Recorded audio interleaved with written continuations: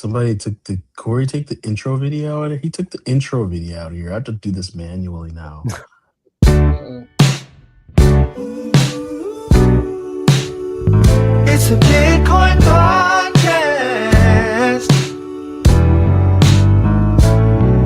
The only one that's making your money is you. Listen to the Bitcoin podcast. So hold on and listen to the Bitcoin podcast. Hey, I know y'all weren't ready for that. Anyways, we're hoping the audience was. Welcome back to everyone who sees this or listens to this on Spotify. We know a lot more of you are listening than watching, and I don't blame you because, you know, Corey's ugly and you probably don't want to look at Corey. But the good thing is, Corey's not here for this episode. It's just Jesse and I, and we're going to be interviewing two members of the Georgia statewide mesh coalition. Welcome to the show, Kenneth and Josh. Thank you. Glad to be here. Awesome. So, I'm the kind of person that knows very little about what we're about to talk about. Right? I know I have a mesh network in my home because that's what it said on the box when I bought my router. Orbi Wi-Fi 7, by the way. Shout out. So I don't really know what a mesh network is. I kind of feel like people think I know, but that's just because I hang out with like Jesse and Corey and they know.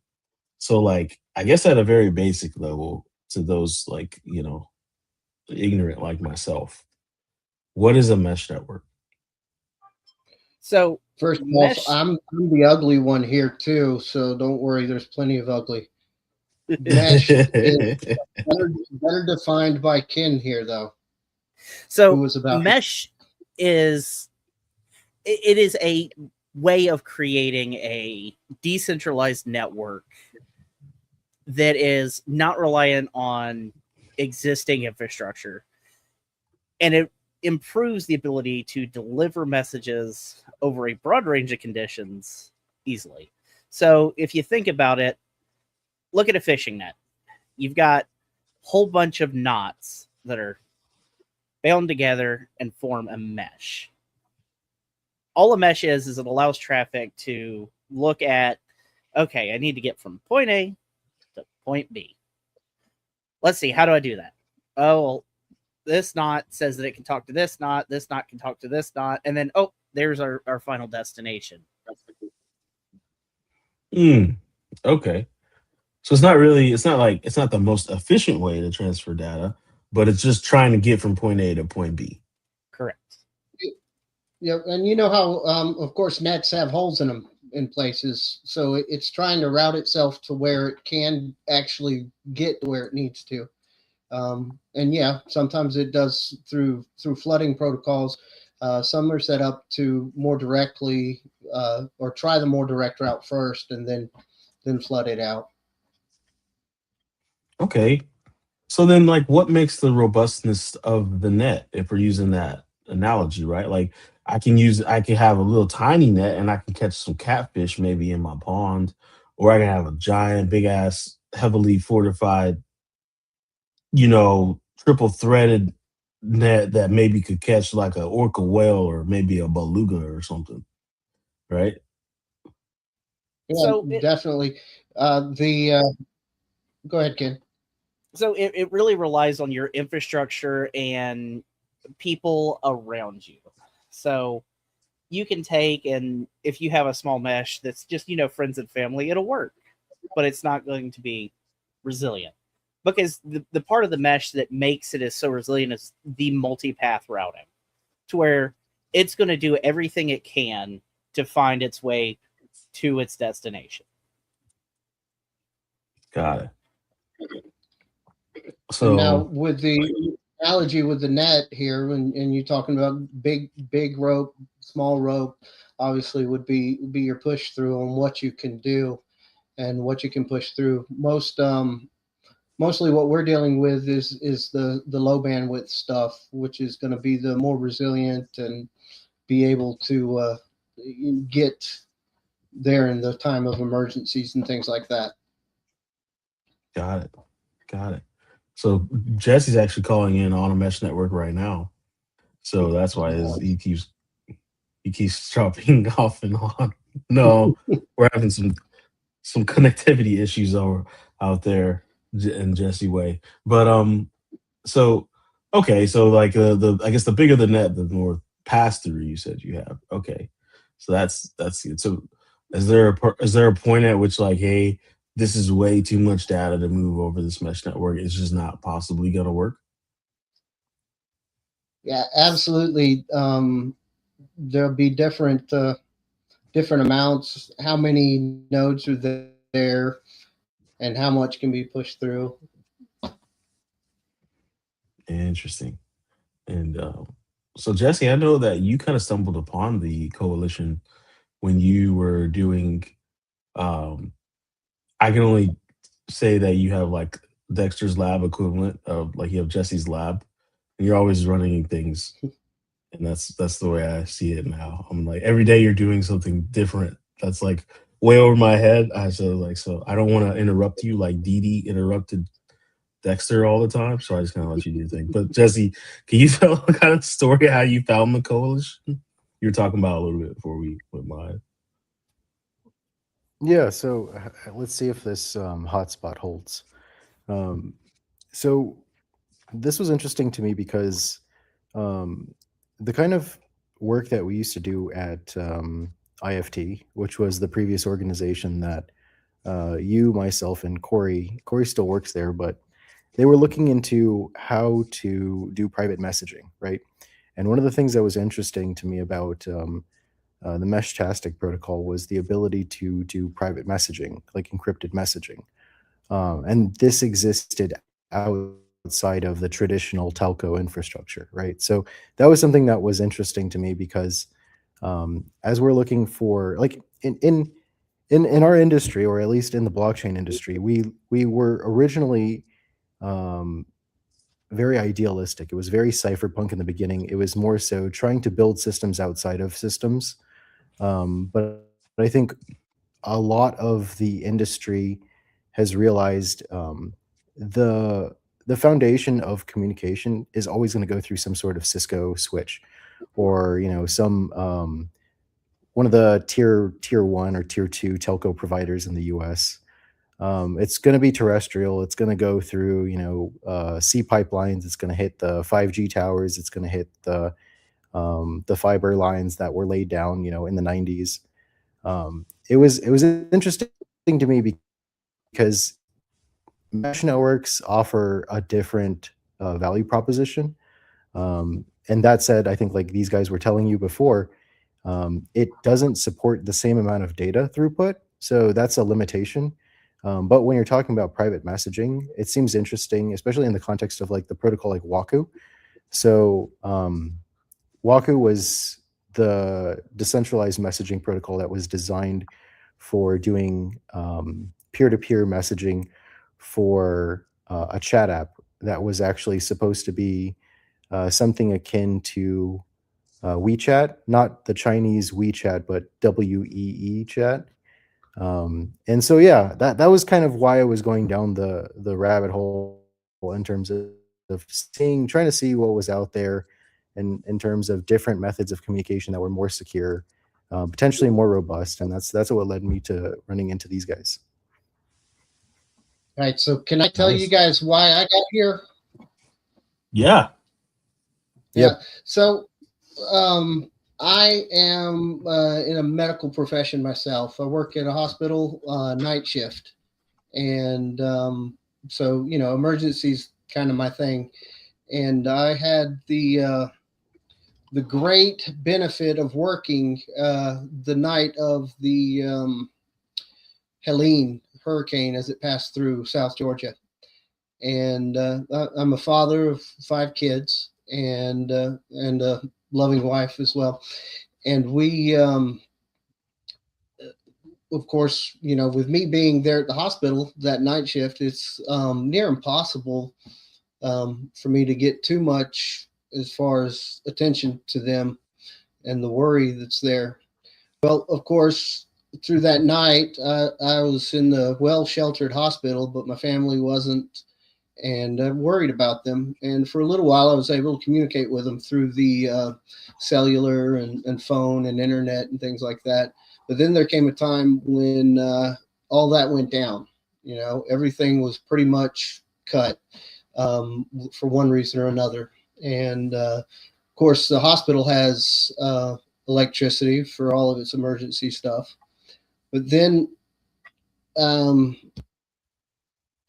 that point, I had to sit and work my shift until the next individual came along, and unless they get there, I can't leave. It's one of those posts that if you're there, you can't leave. Well, that morning I had having no contact with my family since about midnight that night. Didn't have any clue what was going on with them, and then it took until about 11 o'clock, which I normally leave around 7, so they wouldn't have known what was going on with me. And of course, I had no clue what was going on with them. And the severity of everything was, you know, threefold of what we had thought it was going to be at that point.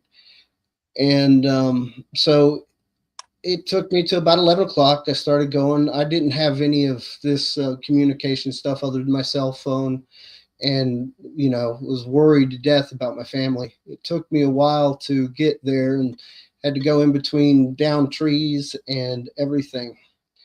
And yeah, surprisingly, nothing on my property was falling, except for maybe a couple of pine cones.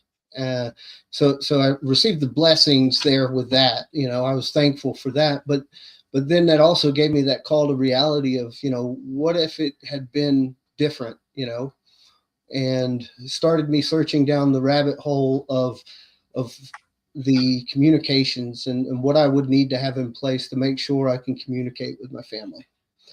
And of course, the routes that everyone goes there are the ham radio route, amateur radio, and then you know, CB and GMR.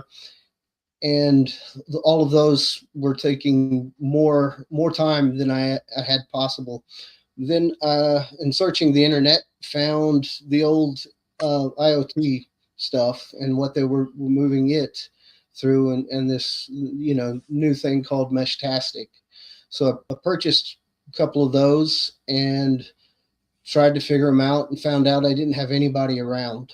And you know, so I was trying to communicate with others, but there weren't any there. So I just had mine and the device. I was living with my wife, and I live about 17 miles apart from you know, my place of employment.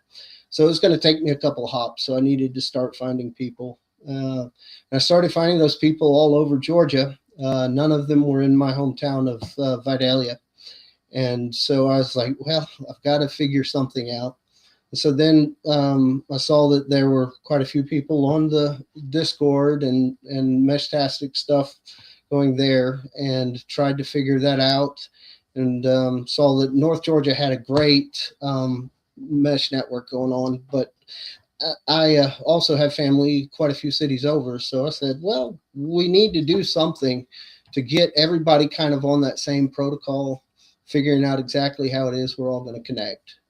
And that's when I met Matt and Ken, and both of them were doing the same thing over in Savannah, and then found a couple more Hans and some other fellows through the Discord. And luckily, we I don't know how, but I convinced them all to kind of get into this coalition thing, and said, hey, let's try to start gathering folks to get on that same page and get things in order. And then that was beginning of the year, and we keep coming, and hopefully into the future we'll actually have something that resembles close to, you know, your major networks, but all in that free category of that passing information freely. Yeah, So that's kind of a my cool story. That's a cool story, man. It And shows like most things, like it generated from a need, like a real need. You're like, hey, I need to talk to my family. right, And so was a catalyst for you to get into this Meshtastic thing. Is it like theoretical? Like if the mesh network were dense enough in every state, you could send a message from like Georgia to Cali, and With Meshtastic, it's not going to be possible in the route that they have things set up. There oh, are okay. ways around that and tunneling that can happen through the internet, but as far as completely radio, it becomes kind of a harder thing to accomplish. But that's one reason why I have Ken here, is to help me know where my limitations are and what it is that I need to kind of focus on, and then I try to throw him the hard questions every once in a while and get him to do a couple of things that others aren't thinking about. Throwing plastic into the window or whatever. Thought it was spaghetti into the wall. Seeing what That might be sticks. it. Yeah, absolutely. That's how you know when your spaghetti's done, right? You throw it It, at the it, side of the fridge. that's right. Al dente, right? Yep. At least that's what my mom taught me. Um, so Ken, that was an excellent segue there. From Josh, how did you get into the coalition? Besides what we already know, which is Josh and reeled you So into the coalition, but how'd you get into Mesh and so all it's the not above? nearly as interesting a story. So I work in public safety. I have for 2 years just about now. One of my coworkers came to me one of these days and said, "Hey, I found this cool thing on YouTube. I bought a couple of them. We're gonna play with them." Okay. So it was a Friday. It was near the end of the day, and they came in. Just had them delivered to the office and started tinkering with them, and just thought they were cool because, it coming from something where you work in emergency management, and under emergency management, you're working in public safety communications. You see the need for, communications in disaster areas, crisis situations, or whenever there is a large density of population in an area that is trying to communicate. You see that normal networks just can't support that traffic. Mm. So you have to look at alternative means. I'm also a licensed amateur radio operator. I have been since 2018. I've helped out with, emergency communications with that, where even normal public safety networks have failed. To where the only way for, County A and County B to talk was through something that's not one of their normal routes of handling traffic. Okay. So that took off, and we started looking at, planning out what can we do, because we work in downtown Savannah. It's a moderate sized urban area.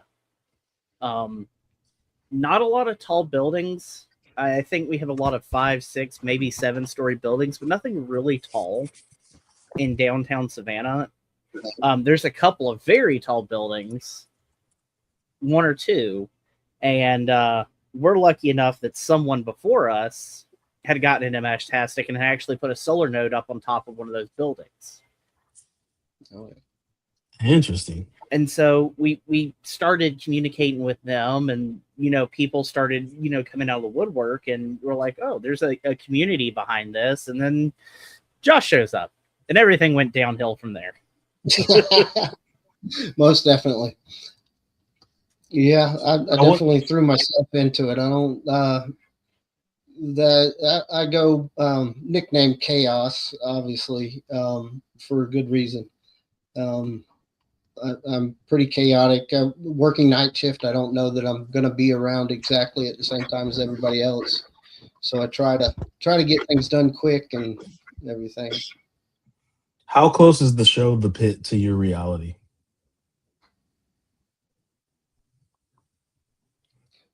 Pose that question again. I'm sorry, I didn't quite hear it. There's a show right now on HBO. All the rage. I'm a fan. It's called The Pit. It's supposedly the most realistic medical show ever made.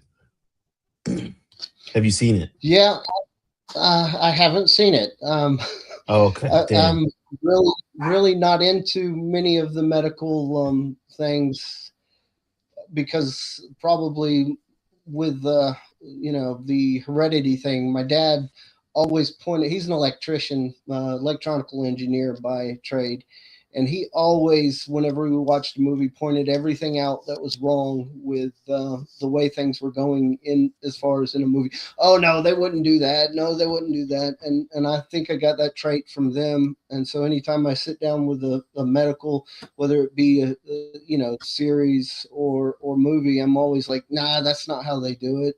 Said he really isn't doing chest compressions there. You know that, this, that, and the other. So unfortunately, don't know if it's anything like the reality, but I know that it's probably missing a couple of key features like most of them.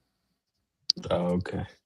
Because I'm none the wiser. I know my sister-in-law, she's a surgeon, and she's like, man, this show is so realistic. And I'm like, well, if you're saying that, then I know I'm not watching There's something that's full of shit. ability. So, Yeah, I really wish I barely have time to do what I do sometimes, but yeah, I'll have to look into that one and see. I'll give thank you you. a call back. Thank you both for taking care of the public, by the way. That's it deserves some respect. So I want to throw Yeah. Meshtastic on the screen. Let's take a look Okay. at it. All right. So this is mesh. Ugh, my lips, my tongue's not working. This is Meshtastic. For everyone who is unfamiliar, myself, I'm finding it out just right now. It looks kind of neat. I mean, it's open source, right? So Right. that means free for anyone that doesn't know what that means. It means It that looks there's a lot fantastic. of people working on it too. Everybody's kind of got their hands in it, and it works into what it becomes is what everyone puts into it. That is absolutely true. Jesse knows I'm not like the biggest fan of open source tech. People hate me for it. They're like, this guy, the Bitcoin podcast, I want open source. It's just like sometimes it's annoying to work in. That's just my thing. When you're working in open source, it's can be There are tough. limitations to it, absolutely. Yeah, Yeah. and that's You can't really anything, organize obviously. people. It's tough to Right. organize people. Convincing people is sometimes the hardest thing to do, especially when you think you've got the best route to do things. You've got to convince every single person in that crowd. And so it is a slow go, but one of the greatest things about open source is also it gets you out of your element kind of thing. It allows you to have to think about others and the way that they are doing things. And I'm one of my creeds, one of my beliefs is that we should always try to understand, no matter what other side. We need to give communication to everyone so that we can all kind of understand. Even if we can't come to a complete understanding, we should at least know where everybody's at and understand that we're not all going to be the same, nor should we be. And that's one of the reasons why I think I enjoy open source. And I also like to poke people a little bit to help them figure out things.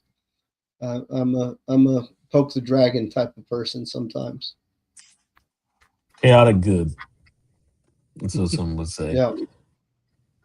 So going back to Meshtastic, look, so we got long range, LoRa technology, which I assume LoRa means long range because, big brain over here. LoRa technology enables communication over several kilometers, not bad. AES 256 encryption, which Google's going to crack in, what, they said 3 years?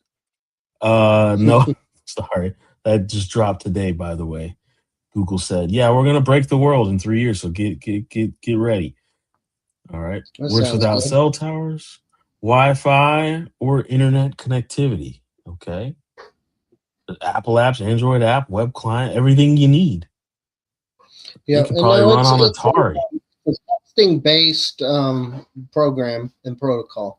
It's not you're not getting into your voice and everything like that. It's basically just a simple text, short burst of information. It can do all of the different temperature readings and things like that that everybody pushes through it on Internet of Things. And it's mainly used to do that, or was, and that's where everybody finally said, hey, let's actually make some good use of these cheap little radios that we can get sorted.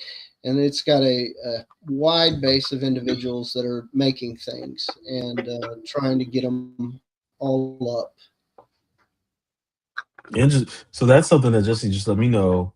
Kind of as his internet is kind of shit in the bed, he was like, originally this kind of mesh network stuff was for Internet of Things. Yep. Yep, right. And do you guys still use it for that original intent? Like, I have a mesh network at my house, right? And there's this Internet of Things network, and I put all the devices on it. And it's cool. Like, I never really knew like that's what the technology it was using. I just So- was like, oh, this is for my stuff. So LoRa originally came out as not as a mesh. It was meant for, say you had a stream or a river you wanted to keep an eye on the level of. You would have a low powered node set up, out there along the stream or multiple streams, or say you wanted to monitor the temperature, humidity, anything you needed for low bandwidth, semi-regular communications. So a lot of these smart power meters, from the way I understand in my research that I've done, for your house, these smart power meters all communicate through a type of LoRa protocol. interesting. Okay. Does that mean we can start using these for our mesh? I wish. Give it to Google; they'll break it. Interesting. So is this one of the reasons coalition? one of the reasons why this podcast in particular is interesting is because in my perspective is to try to get them to share their the reasons why they joined and why they started participating in this, because these type of networks, they benefit from a lot of people being active, like they were saying. And it's also I think possible for people, especially in our industry, to be able to contribute resources, whether that's grants or whether that's some sort of like combination of like the logos, what do they call them, the circles, so that Circles? people Yeah. can actually participate. Yeah, so I think there's like a lot of cross like positive cross collaboration that can probably happen. Absolutely. The one of the things with the coalition, what we're trying to do is get everybody kind of on the same protocols within the area to allow us all. Of course, there's a wide spectrum of radio waves that you can use through the LoRa bands, and if you're not all on the same band, then you're not going to be communicating with each other. So we wanted to provide a way to get everybody together and kind of bring a protocol to an area, and then of course bring knowledge and resources for those individuals. We've broken up the area of Georgia into, I believe it's 9 different regions, kind of followed along some of the same emergency protocol stuff that they have in Georgia. And we're setting up those regions with directors or coordinators to plan their stuff locally. And as we see more and more people within those areas, it's that one shares a node and an understanding of it with the next and grows it and grows it. We were able to place a node up in Cochrane, Georgia, about 800 feet in the air, on one of the radio towers up there, and we were getting people connecting to it through in the Macon area, and then of course on the nights with great bounces going on. I think they got it all the way up in Augusta, a little bit of the signal, and so as we get more and more of that infrastructure stuff, you'll find individuals that'll understand and need that. Our desire is to get that infrastructure out there and help individuals that can. We've been doing so with our own time and efforts and limited resources ourselves, and would love to have more individuals that have the ability to help in that infrastructure routes. We've got I was up in Warner Robins. We had an event where we had a local event, and we had a group of about 5 people, and we discussed different things on how they could bring it into the city and help individuals within that leadership of the city understand what it is and how it could benefit the city itself. And we want to have the time and resources to bring that understanding to them, because it could be a great benefit for all local communities to have during a time of crisis. If it's already set up and everybody's already understanding how to use it, that would take little seminars here and there, little build classes on understanding it, and little by little we're able to do that. I've got another high node that we're planning on somewhere up in the Augusta area, hopefully before the end of the year.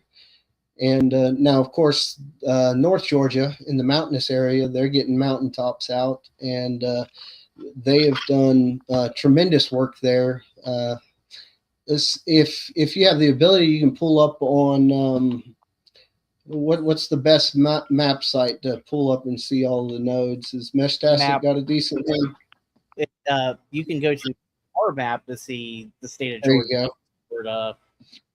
And that's map.gamesh.net, and that's mapgeorgiamesh.net, and it'll show you kind of the nodes of everybody that's reporting and connecting to everything. And it's grown almost exponentially this year. We've gone from a group of where were we at when we first started Coalition? A little over 100 maybe, and it got to 500 by April. We started, I think, in November or December? I don't remember. Time flies when you're having fun. It does. And we've got. Looks like you got quite a few now. Yeah, we continue to grow too on a daily basis. And anybody that is in the area is welcome to it. We also accept foreigners as well, individuals from the other states. We're not too biased, but our efforts are focused in Georgia as far as for getting. Look, you got some Floridians down here, some Carolinians over here. So they're all, and as you go in closer, you'll keep seeing the different nodes.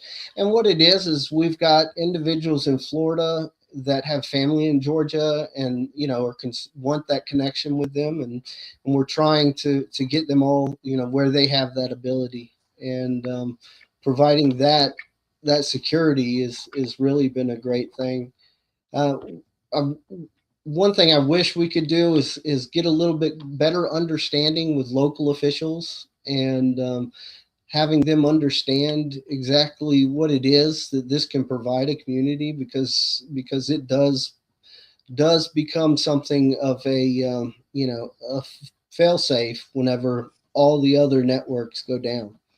It provides that extra web that's there to communicate when needed. So if you want to see an interesting view, go over to your little hamburger menu in the top right. Change the nodes from clustered to all. Oh, okay. That breaks everything out of the clusters.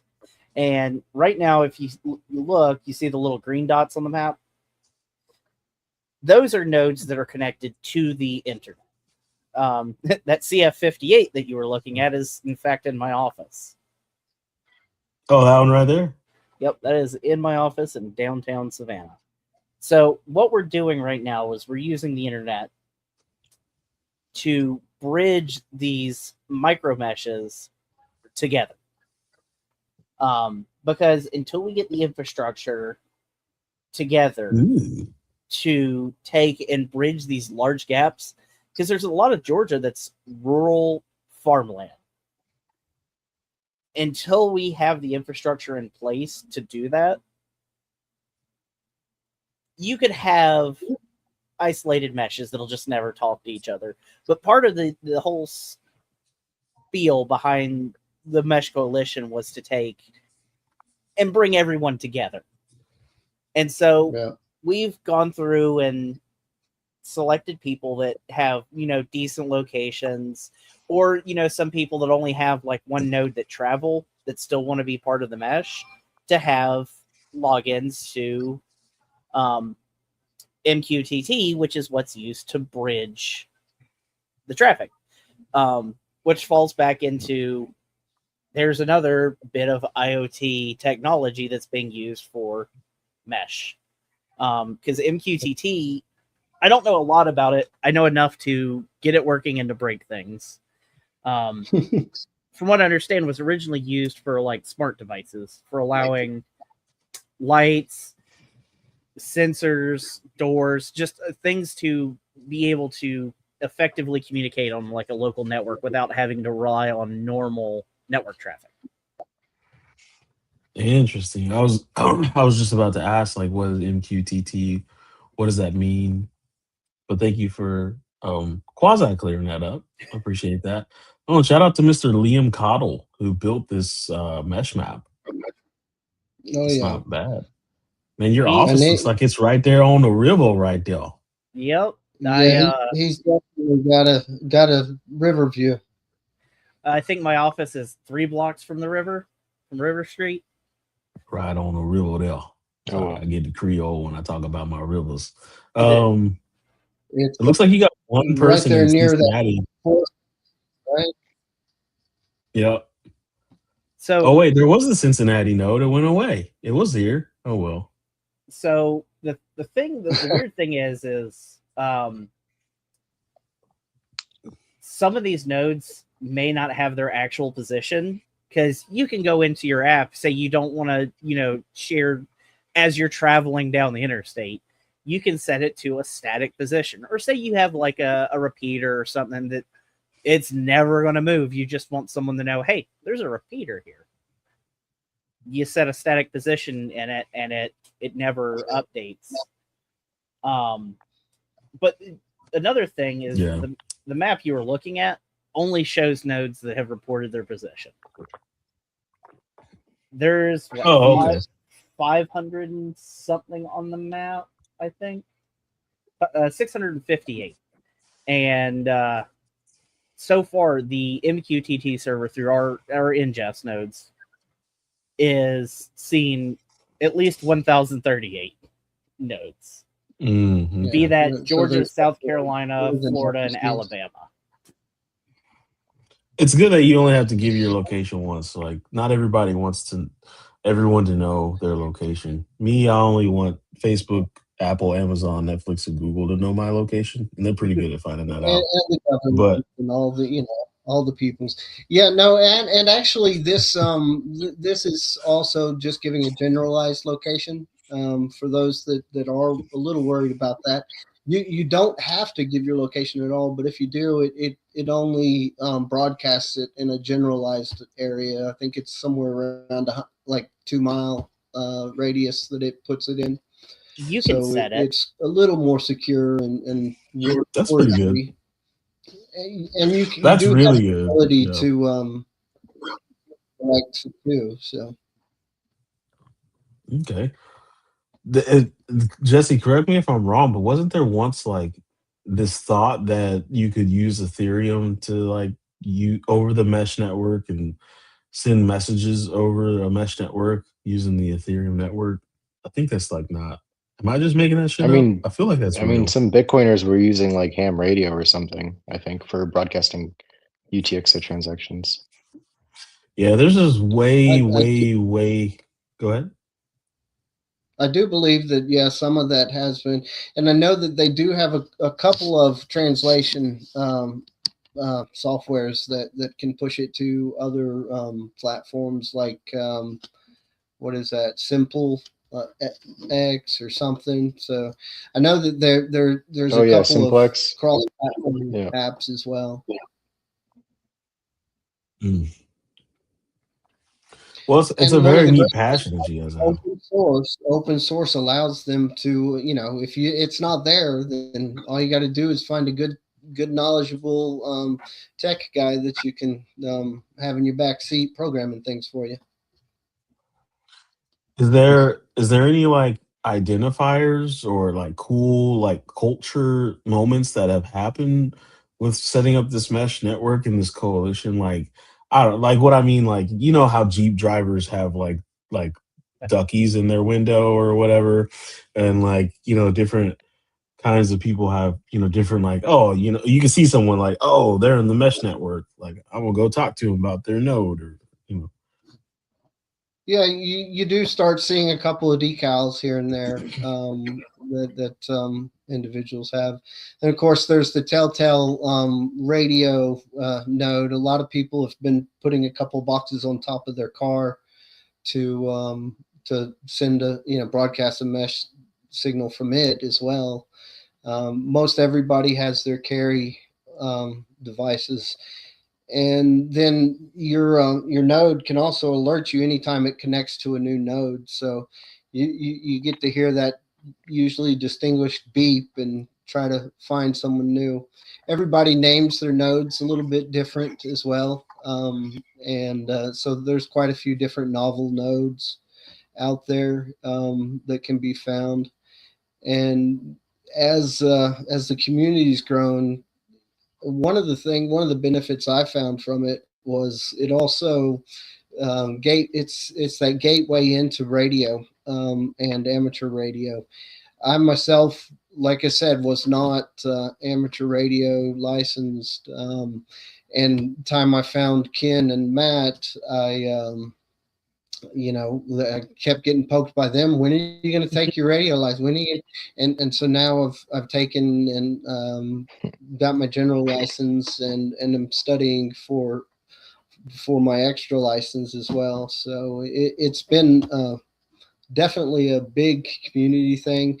You have to kind of push some of the radio folks away because they get into that POTA stuff and all those weird names that I'm not that familiar with yet. But they even drug me down to what they call Hamcation down in Florida to enjoy. They get all of the amateur radio folks down there to buy, sell, trade, and all the big vendors come in and show you the new things.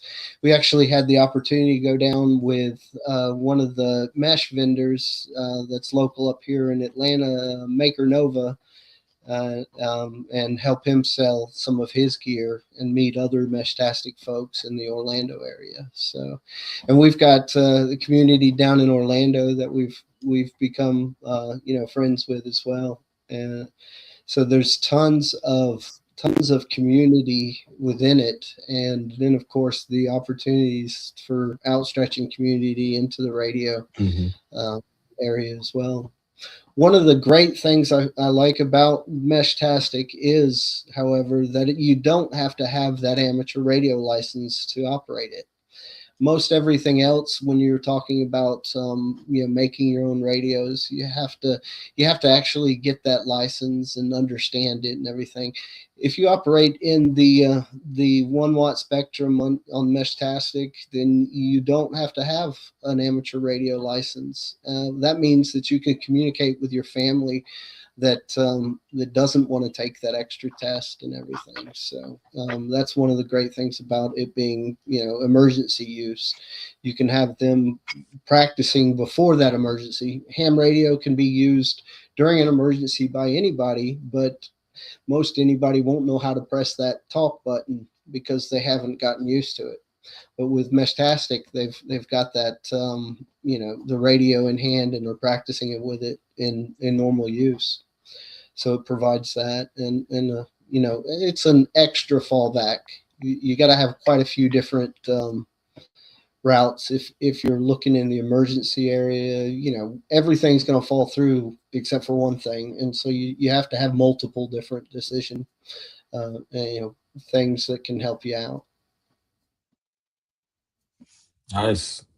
Is there any, like, as far as it goes back to like cultural moments, is there like any kind of like, I don't know, like games or anything that unique that happens like that on the Mesh network that's like, yeah, we're playing chess, me and this guy, one move at a time. We're playing mesh chess on Meshtastic. There are a couple of games. I haven't myself gotten into them that can be played over Mesh. There you go. That's where the people come from. Gotta have games. There's definitely that ability, but I haven't gotten into it yet myself. Not because I'm not that great at chess, but just because I keep doing other things. I was trying to think. There's also the ATAC side of Mesh networks, which is the ability for groups that are, doing things like paintball or whatever that can get all together on a Mesh network of themselves and plan out their strategies and things like that. And it's used within that. I think it's ATAC, which I'm not too familiar with myself, but it allows them to broadcast their positions and other communication data as well, which is one of the cool things. It could be used for search and rescue. A lot of things that are ham radio sourced through APR and things like that can also be done through this Meshtastic and Mesh network. Where they report position and incident and can plan through that emergency. That is some serious paintballing. If you are using a Mesh network to broadcast your position, that is intense right there.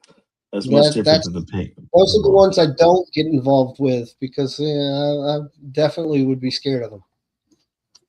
Yeah. Don't mess around and break a rule out there. Do you guys have any efforts to? You were saying that you work in a hospital setting. Have you talked to like different counties to see if they have any sort of grants program to help like schools in the particular district where they're from maybe get more acquainted with mesh network technology? So I've reached out to a couple of individuals in some tech schools around, and we got feelers, and haven't been able to get anything planned in stone from them. But there are continued efforts. One of the greatest things I've done so far is I've been able to go around to a couple of other ham groups in different counties and teach them all about it because which you'd think they'd know everything about radio already, but this is new technology to them, so it's kind of like, well, I don't know what I'm doing. So okay, well, let's set this up. Let's show you what you need and everything. And so in future, as we grow, we are looking to do community events of maybe creating nodes as well as teaching individuals how to do. Currently, we are just a coalition. We don't have a 501c or anything like that, and do everything with our own personal caches. And it's been an effort that's worked that way, and we're trying to keep from from having to push money into it. In a way, I don't know. I'm not that familiar with those routes myself, honestly.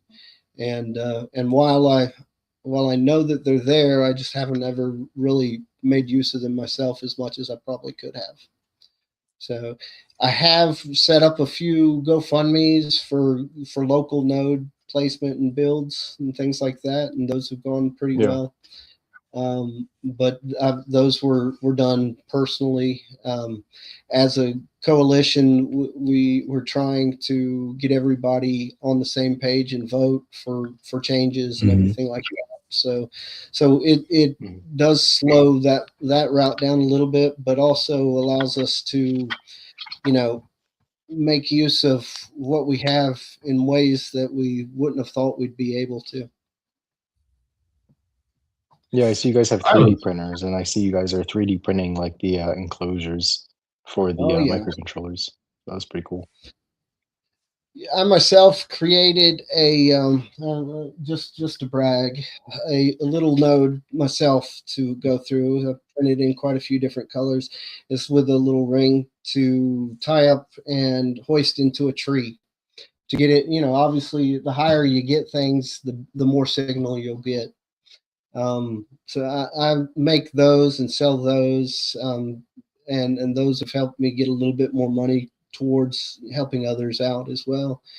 And let's see, It's the awesome. node that we put in Cochrane, we put together one of the big builds with a cavity filter in it to keep, where it filters all the noise out that would be, and everything. And we had individuals help out with that as well.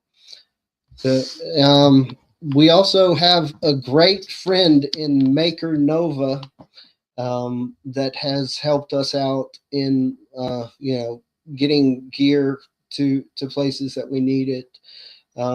He is a 3D printer buff himself, and that's actually where I got my 3D printer from. He gave it to me because he had it. He was about to scrap it, and he said, "Yeah, I got an old one you can have."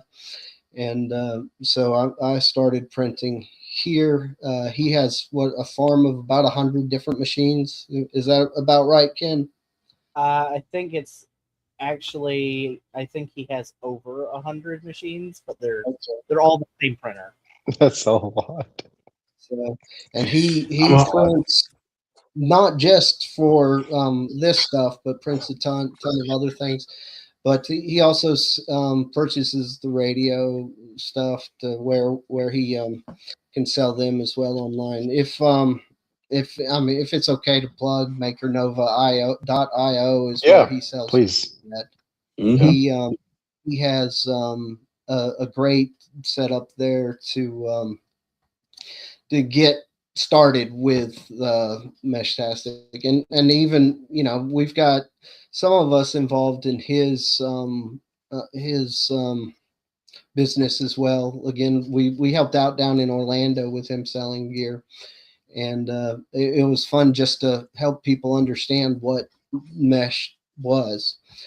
And so he gave us that opportunity, and of course, we're extra hands for him to bring all the equipment and everything. So we were there the night before soldering batteries together for him to get everything ready to go for selling and everything. So it was fun opportunity.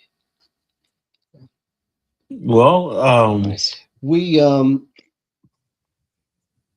got lots of ambition and lots to do. And I've still got a 17-mile stretch of land that I've got to throw some nodes up on between my house and where I work, that I keep saying I'm going to get to. And I keep selling the nodes that I make instead of throwing them up in a tree. So little by little, I'm getting the mesh around my local area, but I'm also taking and contributing to the mesh world, in the Georgia area. I've actually had the opportunity to sell a couple over in California and up in the Massachusetts area as well. So it's been fun to learn these new things. nice, man. Well, Nice. If you We had want to one, thank you. if you had one Go ahead. Go message ahead. that you could give, if you had one message that you could give to our listeners in terms of how to get started, how much does it cost, like where do they go, maybe what website do they go to just get their hands dirty. Maybe separately from this podcast, I can ask you if you guys have like some sort of hands-on tutorial like videos that you guys can give to us, and then we can stitch them in into this podcast or a separate episode that's specifically about how to build a Meshtastic node. We'd like to do what we can to support you guys. That'd be great. Personally, we don't have anything set up yet. We have talked about getting a couple of things together. Ken, has Matt gotten any further on that? Not as far as I'm aware. All right, so we definitely need to kick ourselves in the tail for getting something up to do that. There are tons of YouTube videos for searching Meshtastic. There's also the other mesh protocol, which is Meshcore, and there's continually more that are coming out as well. We are focused on Meshtastic because of the need for growth is easier in Meshtastic. Meshcore is more of a structured set out to where you have to make sure different nodes have different responsibilities, and in the long term it's a better protocol for getting communication further. But the Meshtastic is where you definitely want to start in understanding it. Anybody that would like to can obviously come to our Discord and reach out, and we can answer questions. And although we are the Georgia Statewide Mesh Coalition, anybody that wants to come in and learn from us or learn to us, teach us, is welcome to come in and say hello, ask questions or whatever. Ultimately, our goals are Georgia, but I think that we can definitely get you also towards the local areas, because there are quite a few other Discords that are out there set up to do that. We also have a web page that is set. www.gamesh.net, and that'll give you the links to Discord, Facebook, and I think we've got a WordPress as well. And those are ever changing. If you know of any good tech individuals that want to help in coding and putting together that kind of stuff, Ken is always looking for individuals out with that. I myself do not have the background, but I try my best. And I created that page through AI, and so that's why it's as simple as it can be. But as we go forward, we're looking to make something even better. So Yeah, well, it might be neat if you guys can not coexist. What's the word I'm looking for? Collaborate with the geocaching community. absolutely, that's that would something be that interesting. I've talked about myself as well, because that would be a neat combination there. I got way into geocaching back in around 2013 because I was dating this chick who was way into geocaching. And that's how far that went. I don't know that chick anymore. But we were geocaching in Vegas, and I was like, we're in Vegas. To the backwoods. That's probably what it really was.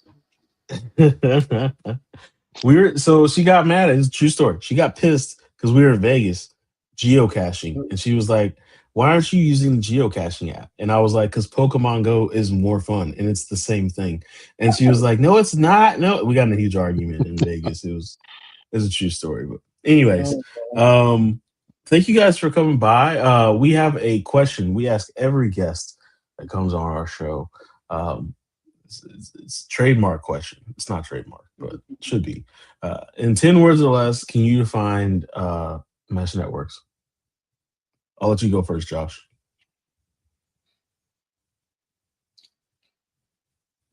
Communication done right. Enough said. Okay. The swag approach. He said, I'm going with the swag approach. All right, Ken, what do you got? What was the question again? My I was picking fun at everyone's internet troubles at the beginning, and my internet keeps dropping out for a couple seconds. In 10 words or less, can you define mesh network? Resilient communications without public infrastructure. Yeah, there's 5. That works. Here we go. A 3-word response and a 5-word response. Not too shabby, gentlemen. Well, thank you very much for your time. And thank you for kind of educating our audience. We'll, get back a hold of me. I can definitely keep talking. Yeah, Awesome. and for those of you listening, you can join the Discord. Hopefully, these gentlemen will join our Discord. And if they do, you can talk to them more about mesh, and you join their Discord, where you'll probably learn the most about mesh networking. I don't know, Jess, we got anything else?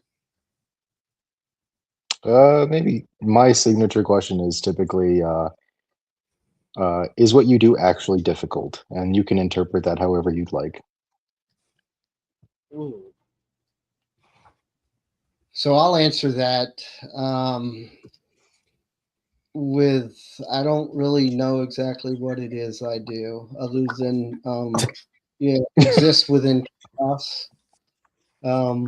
So most anybody could probably fill my spot, but I chose to fill it this time, and I'm trying my best to do my best with what I've got. Nice. All right. What about you, Kenneth? Ooh, the hardest part of what I do right now with the mesh is it's a lot of people that are wanting to be involved, but the second you actually approach them to be involved, they no longer want to be involved.